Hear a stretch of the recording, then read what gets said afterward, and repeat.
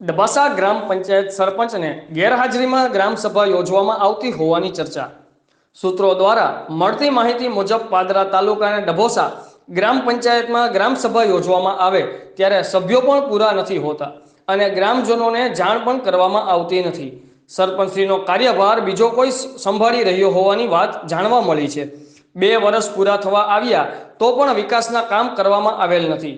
વિકાસના કામ માટે ગ્રામસભામાં મહિલા સરપંચના દીકરા અને ગ્રામજનો જોડે ઉગ્ર બોલાચાલી થઈ હતી.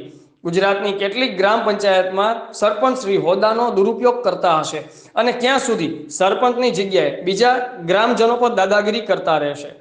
અહેવાલ શૈલેષભાઈ ઠાકોર, આઝાદ મીડિયા લાઈવ, પાદરા. અરે પ્રાઇવેટ છે સાહેબ, પ્રાઇવેટ છે, એ તો બધાય કોણ છે? માનું તો કે પ્રાઇવેટ છે. તમે સાહેબ કોઈ સાચી વાત. જ્યારે ચૂંટણી આવે તો એક પંચાયતમાં જ થવાની. તમારે આઈ કે ગામમાં તઈ કે અમે શું કરી? તમારે તો આવું જ પડે ને તે વોટ લેવા. ઇલેક્શન હોય તમે તો તઈ કોલોની નહીં છે, તમારે આવું તો પડે ને. જે કાયદેસરના પ્રોસેસ હોય એ કોણ કરે? એ તમારો કોલોની વાળો કરવો જોઈએ, બરાબર?